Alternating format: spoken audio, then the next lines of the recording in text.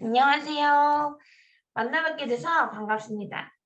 저는 간단히 제 소개를 하자면, 저는 19년도에 유아특수 임용고시에 합격하고 3년 육아휴직하고 올해 복직을 해서 울산에서 근무 중인 6살, 8살 아이들의 엄마이자 유아특수교사 정보경이라고 합니다.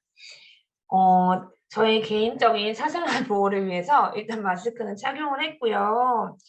어, 제가 최종 합격하고 나서 교수님께 기회가 된다면 꼭 합격 특강을 해보고 싶다고 4년 전에 이야기를 했었어요. 그 바람이 이루어져서 4년이라는 시간이 지난 지금 이렇게 영상을 찍게 되었습니다. 우선은 이렇게 그 서진 교수님 유튜브에 영상을 올리게 되어서 일단 교수님께 감사드리고 합격하고 4년이 지난 지금 이 자리에 유아특수교사라는 이름으로 있는 나에게 또 많이 칭찬을 해주고 싶습니다. 원래 9월에서 10월 정도 되면 무더운 여름이 지나고 바람이 선선하게 부는 가을을 맞이하게 되는데 이때 되게 수험생들에게 조금 힘들었던 계절인 것 같아요. 저도 시험에 대해서 두려움이 엄청났고 힘겨움이 엄청 밀려오는 시기였던 것 같습니다. 저도 그 힘든 시기를 모두 겪었고 합격하기에는 조금 비교적 힘든 환경도 있었고 짧은 공부 기간이었지만 끝까지 포기하지 않으면 누구든지 합격할 수 있는 시험이라는 것을 이야기하고 싶어서 제 수험생 생활을 조금 이야기해 보려고 해요. 제가 목소리가 조금 원래도 허스키한데 조금 더 허스키한 건 얼마 전에 코로나 확진 후에 조금 더 심해진 것 같아서 감안하고 조금 들어주시면 좋겠습니다. 제 이야기는 첫 번째 결혼 후에 육아를 하다가 시험을 준비하게 된 계기, 두 번째는 공부 기간, 그리고 세 번째는 짧은 시간에 큰 효과를 내기 위해 어떻게 공부 계획을 세웠는지, 그 다음 네 번째는 육아를 하면서 공부를 어떻게 나눠서 시간 배분을 했는지, 그 다음 인출 방법, 그리고 가장 크게 마음이 너무 힘들 때 나를 어떻게 지키는지 그 방법에 대해서 크게 나누어 보았습니다. 먼저 시험을 준비하게 된 계기를 말씀드리면 저는 대학을 졸업하고 복지관이랑 특수학교 기간제 교사로 근무를 했었어요. 그리고 그 후에 결혼을 하고 아이를 낳고 육아를 하고 있었습니다. 임용고시는 저는 막연히 너무 어려워. 나는 못해. 나는 절대 붙을 수 없는 시험이야. 이렇게 생각을 많이 했었기 때문에 시험에 도전할 생각은 거의 없었어요.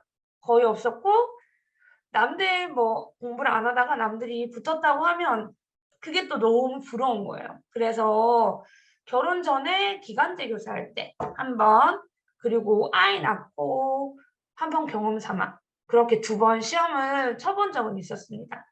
그때는 뭐 크게 아쉽거나 뭐 그렇지도 않았어요. 왜냐하면 공부를 안 했으니까 뭐 아쉬울 게 없었죠. 그렇게 시간이 흐르고 남자아이 2명을 키우면서 지내다가 일을 조금 해야 될 상황이 와서 그래도 경력이 있으니까 경력을 살려서 취업을 하려고 했는데 구해지지 않았어요. 그때 마음이 조금 힘들었던 것 같아요. 저는 속으로 나는 언제든지 내가 마음을 먹으면 일을 할 수 있다 이렇게 생각을 했었는데 그게 잘 되지 않다 보니까 이게 무슨 일이지? 뭐 어떡하지? 나도 정말 그냥 경단녀? 이렇게 주부로만 지내야 되는 건가? 뭐 이런 생각을 했던 것 같아요. 조금 아이들도 그때 취업을 하려고 했을 때 당시에 2살 그리고 4살이었고 뭐 여러 가지 제약이 있다 보니까 잘 되지 않아서 다시 육아를 하고 있던 시기에 제가 있는 울산 지역에 시간 강사를 급하게 구하는 공고가 있었어요. 그래서 그 울산에 있는 특수학교에 시간 강사를 가게 되었어요. 그래서 하루에 4시간 정도 근무를 하는 거였고, 한 달 정도 시간 강사로 근무를 하고 기간이 만료된 무렵에 그곳에 선생님 한 분이 시험을 한번 다시 쳐보는 건 어떻겠냐. 선생님은 진짜 좋은 교사가 될 수 있을 것 같은데 너무 아쉽다. 뭐 그렇게 이야기를 해주셨던 것 같아요. 근데 그 한마디가 그 시험을 준비하게 된 계기가 되었어요. 지금 생각해보면 그게 뭐, 이만큼 그렇게 큰 이야기인가? 이렇게 생각할 수도 있는데, 그때는 아이들을 키우고 있었고, 집에만 있기도 했고, 뭐, 기간제 교사 공고에서까지도 줄줄줄 계속 떨어지고 하다 보니까 자존감이 여기 완전 바닥에 있었어요.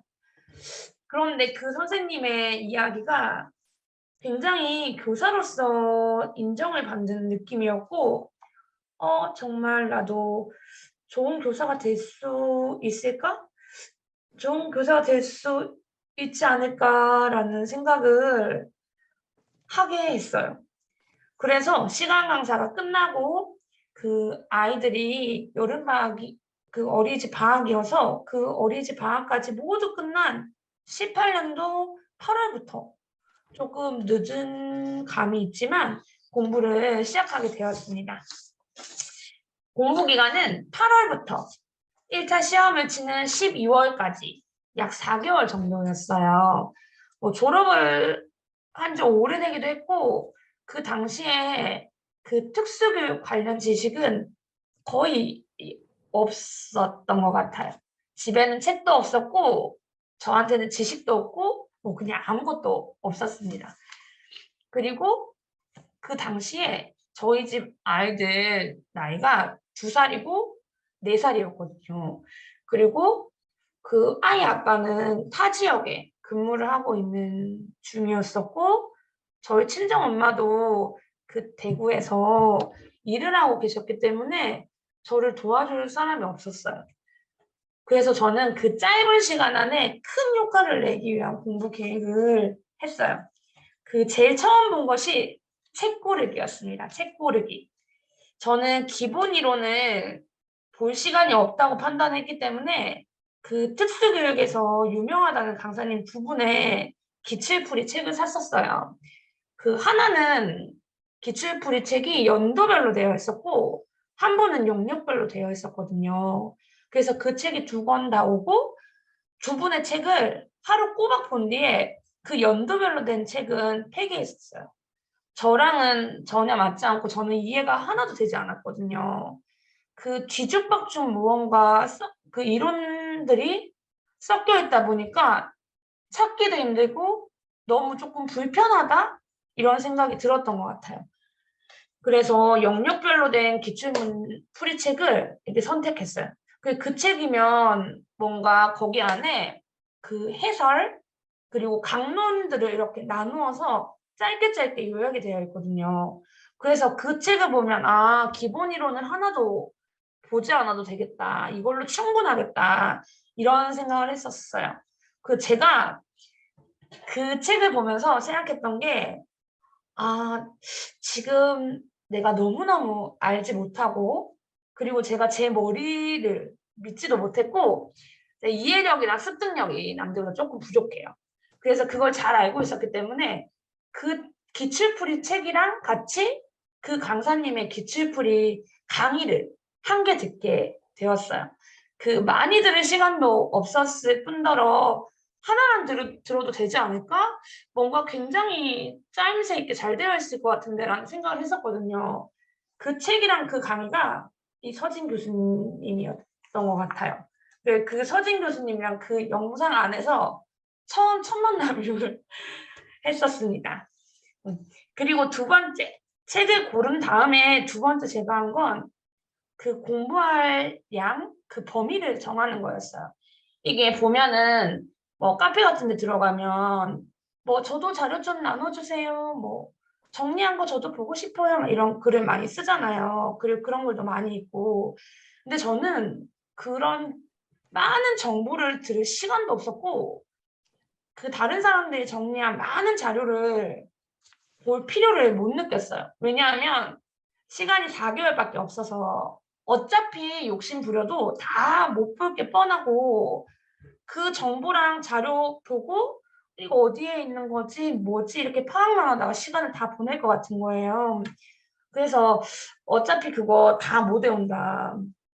다른 사람이 뭐 이렇게 하든 저렇게 하든 나는 출발 전부터 일단 늦었다.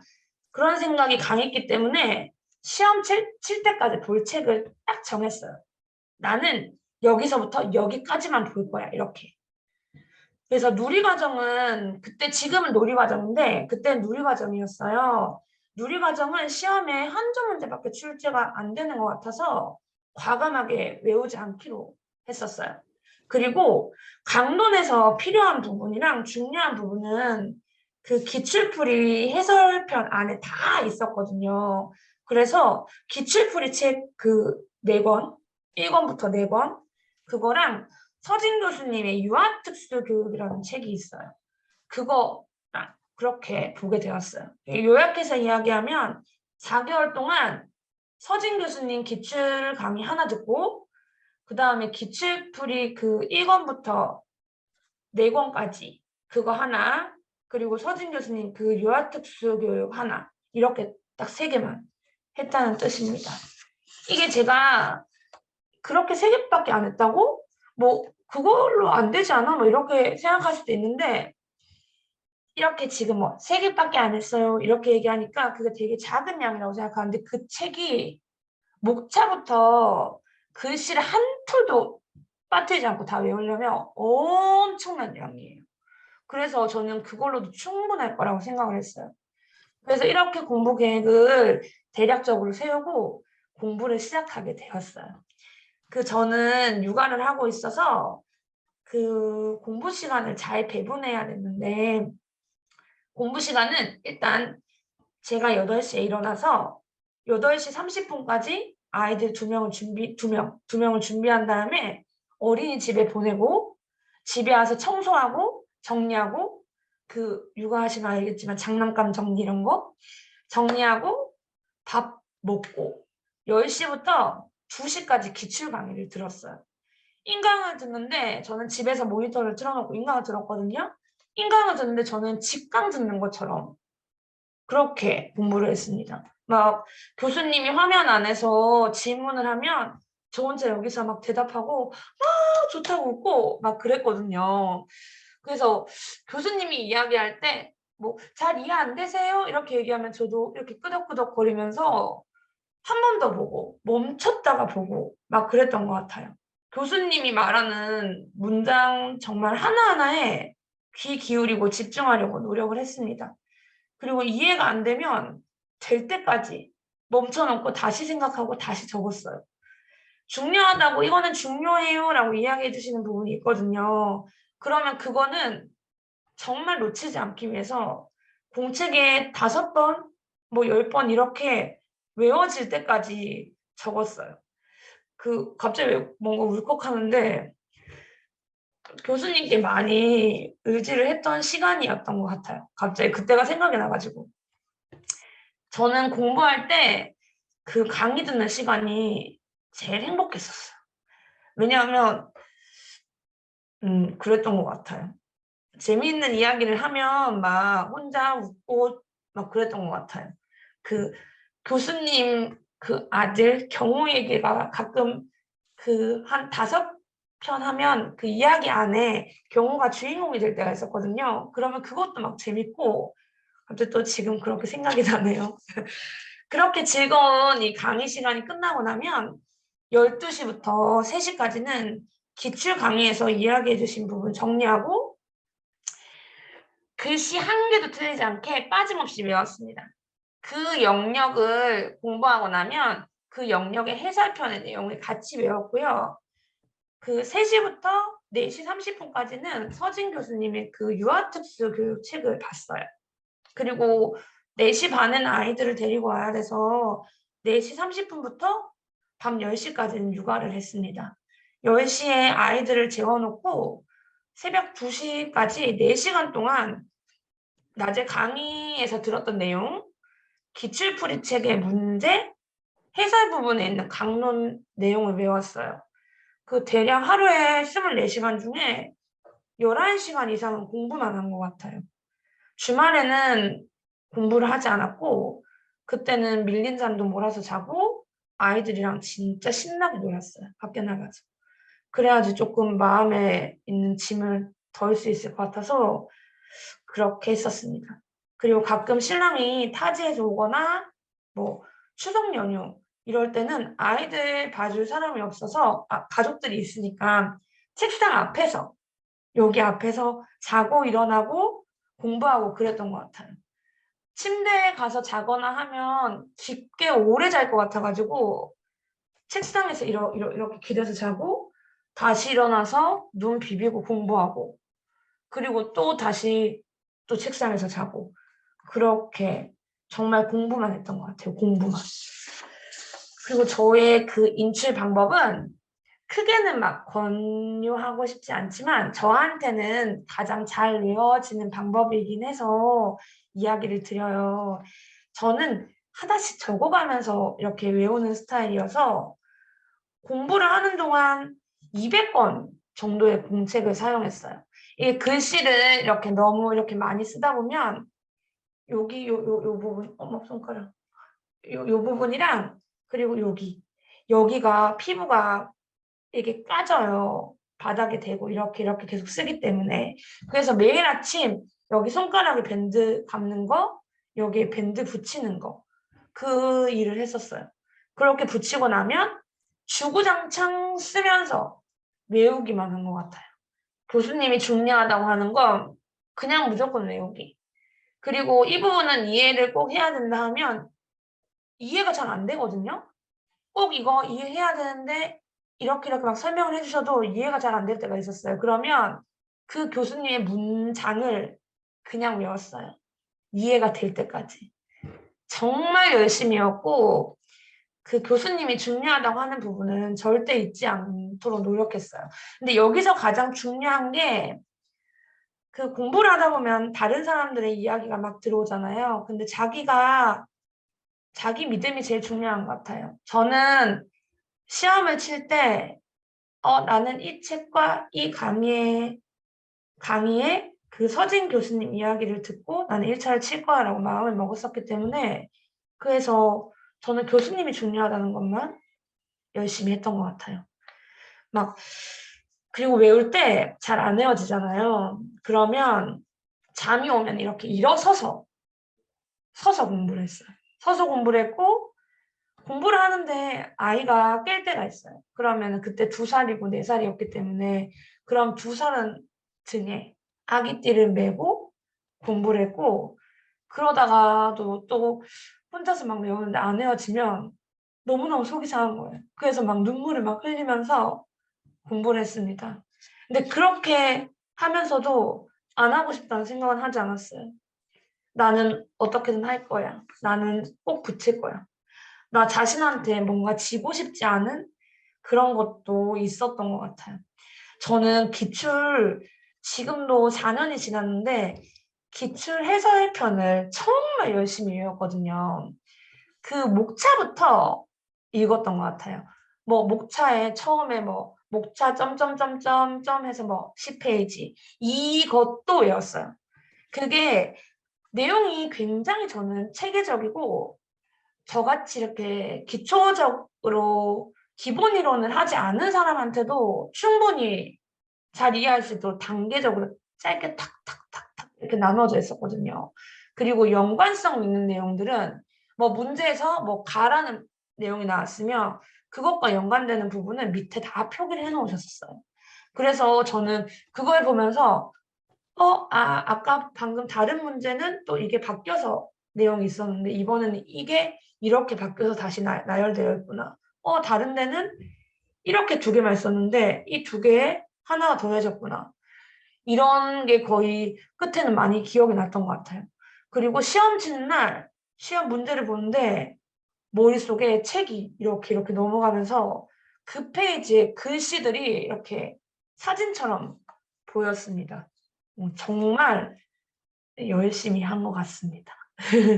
지금은 이렇게 즐겁게 이야기를 할 수 있지만 그 당시에는 마음이 너무 힘들었어요.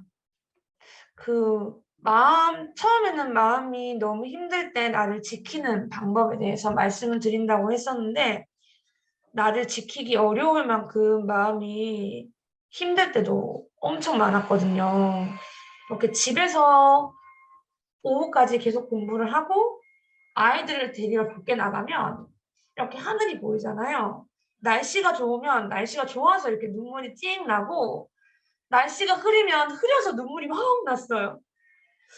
그리고 막 우리 아이들 때문에 조금 많이 마음이 아팠던 적이 많은데, 우리 아이들은 엄마가 공부하는 엄마라서 놀이터도 한번 못 가고 놀러도 못 가는 것 같아서 뭔가 죄인?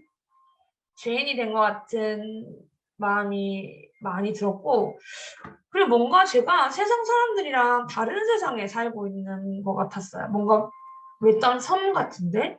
이렇게 있는 느낌이 들어서 뭔가 많이 외롭고 뭐 슬프다고 해야 되나? 그런 마음도 많이 들었고, 그리고 또 걱정도 좀 많았던 것 같아요. 막, 공부하는 거 다 아는데 떨어지면 어떡하지? 뭐, 이 나이에 떨어져서 어떡할 거야? 뭐, 올해 떨어지면 내년은 진짜 아이들한테 완전 못할 짓인 것 같은데, 이거 어떡하지? 막 이런 두려움이 매일매일 잔다고 이렇게 눈을 감으면 그 두려움이 커서 눈 감고 이렇게 찐 눈물을 흘린 것 같아요. 소리 내지 않고 음서거으로 이렇게. 그리고 저는 뭐 그 누구도 그 무엇도 위로가 되지 않았어요. 뭐 조금만 지나면 지나갈 거야. 뭐 이런 여러 가지 그런 예쁜 말들이 하나도 위로가 되지 않았습니다. 그냥 들으면 그렇구나. 그리고 그냥 뭔가 계속 공허한 느낌이 있었어요. 그래서 공부할 때 매일매일 생각했어요. 첫째, 아이들을 본다고 시간이 없어서 공부 못했다는 자기 합리화를 하지 말자. 아기 엄마들이 제일 많이 하거든요.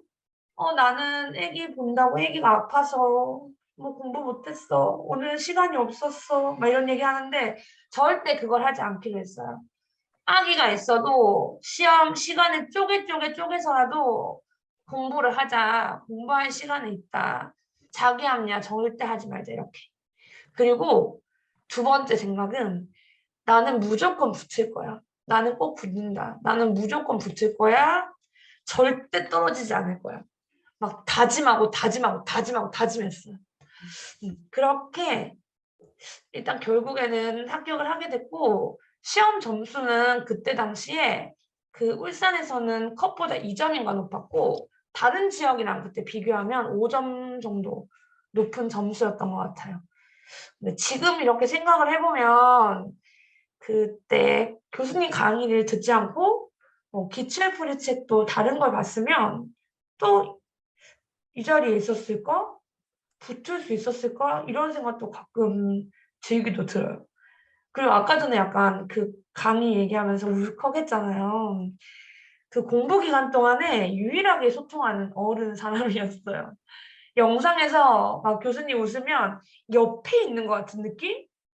옆에서 이렇게 같이 이야기하는 느낌이 들어가지고 같이 웃으면 막 저도 따라 웃고 막 그랬었어요. 그리고 모르는 부분이 있을 때 이렇게 카페에다 올리면 직접 답변을 해주셨거든요. 그때는 뭔가 연예인이 댓글 다는 느낌? 그런 느낌도 조금 있었던 것 같아요. 노량진에 제가 막 직강을 들으러 가는 그런 분들이 많잖아요. 근데 저는 이렇게 화면 속에서 인강을 듣고 또 막 기본 이론부터 쫙 들은 게 아니라 기출 강의 한 개 딸랑 들었거든요. 그런 수험생이었는데도 뭔가 마음을 많이 나눠준다는 그런 느낌을 조금 많이 받았던 것 같습니다. 1차 시험 치고 나서도 제가 교수님께 막 글을 적은 적도 있거든요. 그때도 조금 많이 도와주시고, 교수님이랑 저희 좋은 사람들 덕분에 이렇게 최종 합격까지 무사히 올 수 있었던 것 같아요. 그 시험 공부를 했던 그때는 다시는 돌아가고 싶지 않은 힘듦이었는데 아마 이 시기에 저처럼 힘드신 분이 많을 것 같아서 이렇게 제 이야기를 해보았어요. 왜냐하면 이렇게 결혼을 하고 아기를 낳고 임용을 준비하시는 분들도 있고 8월 달 되면 시험 쳐야 되는데 어떡하지? 너무 시간이 짧게 남았네. 이렇게 고민하시는 분들도 있어서 한번 이야기를 했습니다. 스스로 저는 나는 공부할 수 있는 입장이 아니야. 이렇게 합리화를 하지 않고 매 순간 하루하루 최선을 조금 다 했으면 좋겠어요. 이 힘듦은 합격을 딱 하고 나면 진짜 언제 그랬냐는 듯이 사라지거든요. 저는 합격 후에 그 개인적으로 진짜 큰 아픔이 있어서 그 온전히 합격의 행복을 느껴보지는 못했어요. 그거랑 딱 이렇게 맞물려져가지고 그래서 그 이 영상을 보는 서진 교수님의 모든 수험생분들은 온전한 행복을 한번 느껴보셨으면 좋겠어요. 그리고 저는 꼭 하고 싶은 말이 있는데 이게 너무 힘들수록 많은 사람들이랑 마음을 좀 나눴으면 좋겠어요. 이 시험 공부를 하는 사람들을 이렇게 보고 이야기를 나누고 뭐 하다 보면 시험 칠 때 조금 이기적인 분들이 많더라고요. 뭐 그런 거 있잖아요. 뭐 자료 먹튀 그리고 뭐 스터디원을 이렇게 구성을 하면 스터디에서 음. 자기 이야기는 안 하고 남 이야기 이만큼 하는 것만 듣고 가고 이런 거 음. 저는 좀 그거는 조금 그랬거든요. 그래서 소중한 자료가 있으면 같이 나눠보고 스터디를 하면 나와 같은 마음일 스터디원이랑 다 붙고 싶어서 여기 있는 거잖아요. 그래서 그 스터디원이랑 마음도 같이 나누고 모두가 같이 합격하자라는 마음을 조금 가지셨으면 좋겠어요. 상대방을 배려하면 다시 나에게 돌아옵니다. 제가 그 18년도 1차 시험 후에 제 자료를 막 나누었어요. 그리고 나서 그때 아주 좋은 선생님을 만나가지고 지금도 좋은 인연으로 지내고 있거든요. 그래서 한번 이야기해 봅니다. 저는 2차 때도 시험 치러 가서 그 뒤에 있는 그 시험 치러 온 분이랑 제 자료 같이 막 나눠봤어요. 그래서 그 분이랑도 지금 잘 지내고 있어요. 둘 다 붙어서. 이 영상을 보는 이제 마음까지 따뜻하신 선생님분들 이제 현장에서 다시 뵙겠습니다. 그리고 저는 공부보다 일이 훨씬 쉬웠고 이 현장에는 수업 시간할 때는 앞에 아이들이 없잖아요. 근데 현장에는 눈에 보이는 예쁜 아이들이 엄청 많아요. 그래서 선생님들을 모두 기다리고 있으니까 화이팅 하십시오. 영상 잘 봐주셔서 감사하고 또 모르는 거 있으면 항상 서진 교수님께 물어봐 주세요. 그리고 교수님, 이 자리를 빌어서 항상 고맙습니다. 음. 감사합니다.